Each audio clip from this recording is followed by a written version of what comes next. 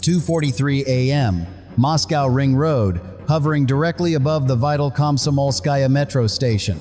The temperature is a bone-crushing -4 degrees Fahrenheit as the polar vortex descends on the Russian capital. The city is asleep, wrapped in the warm, fuzzy arrogance of a superpower that believes it is absolutely untouchable. But 20 feet beneath the frozen asphalt, a fuse has just been lit that no billion-dollar S-400 radar can ever hope to see.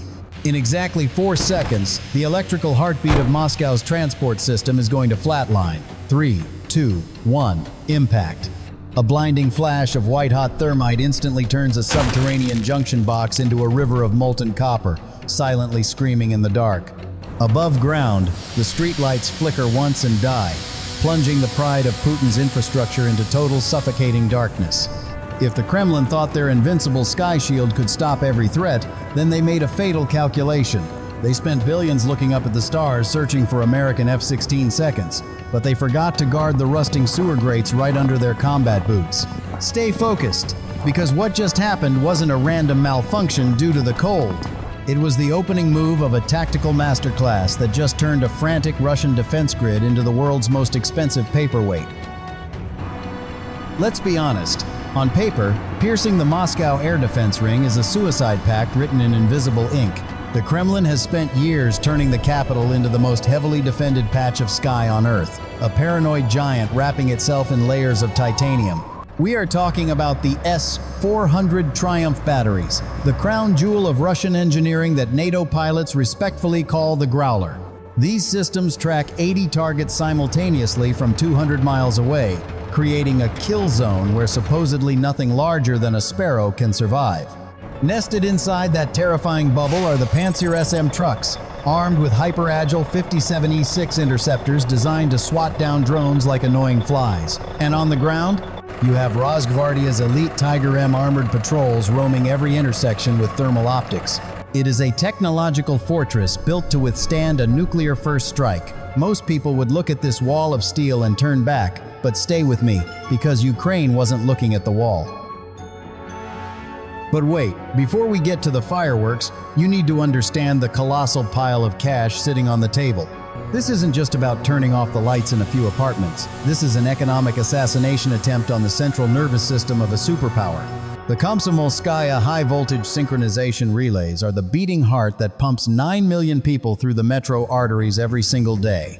If you were an investment banker looking at this setup, you would be sweating bullets. Protecting this specific sector are assets totaling well over $2 billion in hardware alone, not counting the untold trillions in economic stability that ride on those trains running on time. Stay with me because the financial absurdity here is staggering. Moscow has positioned a $500 million S-400 battalion to guard a piece of infrastructure that was built when Stalin was still breathing. They have committed their most expensive assets to protect a grid that is arguably their biggest liability. It is the ultimate high-stakes poker game where Putin has pushed all his chips into the center of the table, betting the house that his expensive toys can stop a cheap, dirty fight. But here is the lethal catch. A fancy helmet doesn't help when you get kicked in the shins. 2:55 a.m.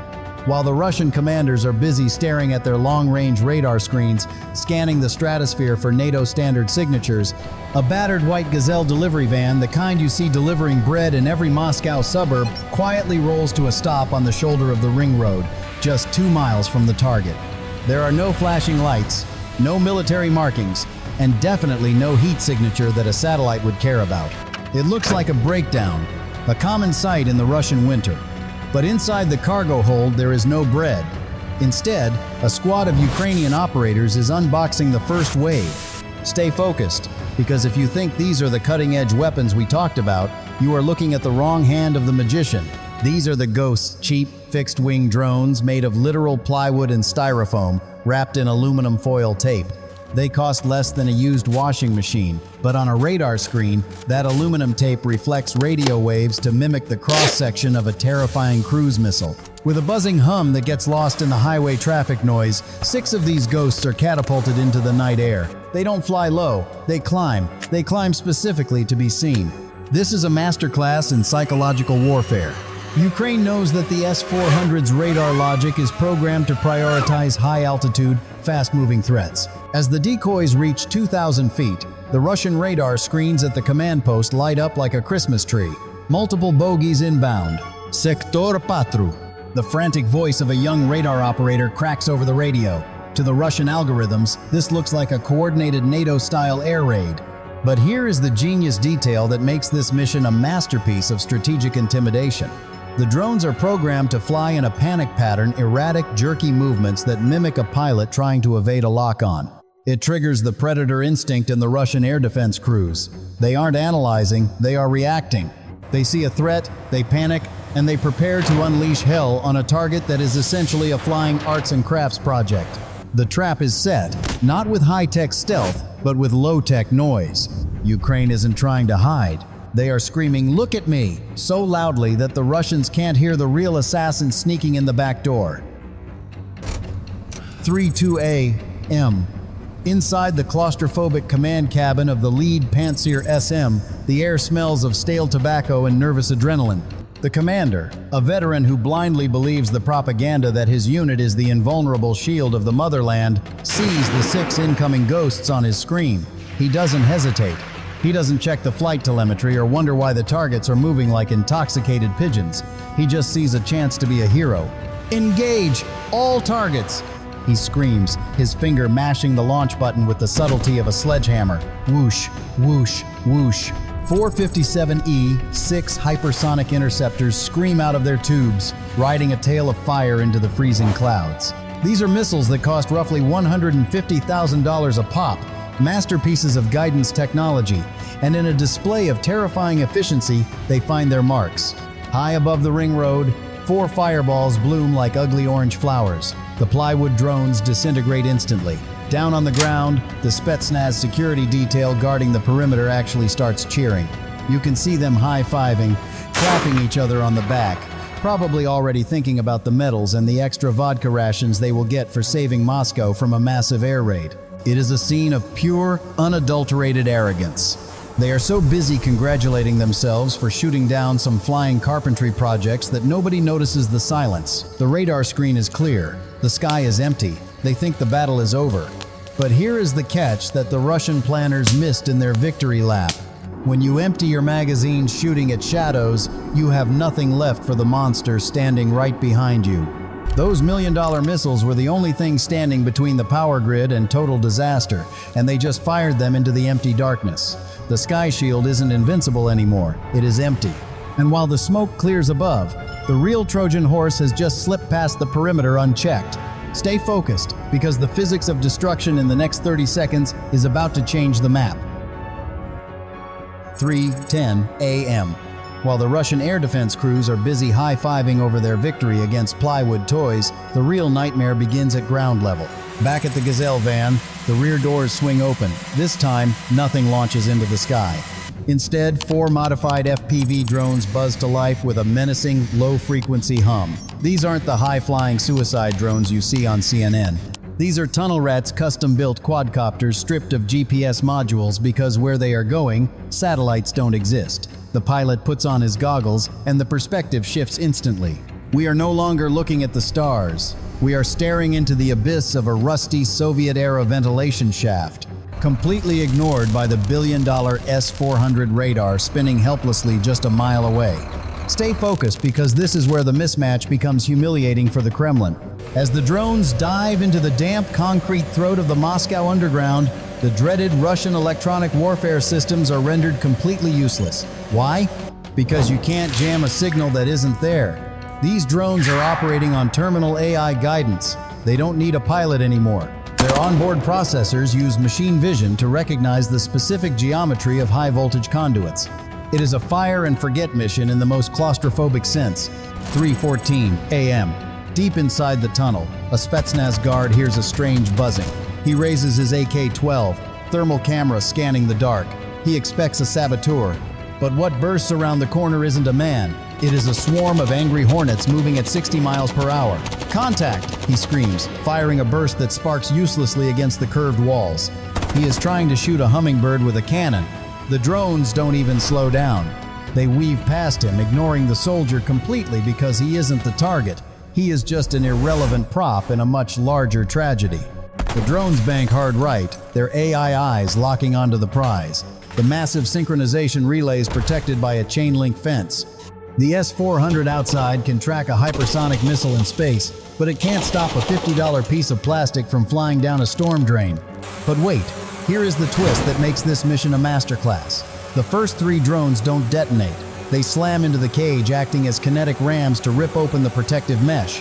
It is the 4th drone, carrying the special package, that glides through the hole with terrifying precision. 3:15 a.m. Impact.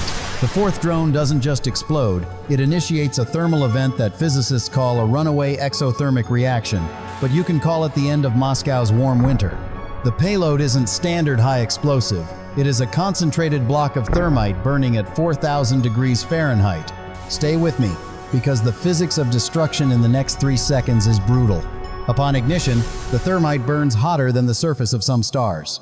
It doesn't chip the paint. It instantly liquefies the heavy copper bus bars that carry the entire electrical load of the district.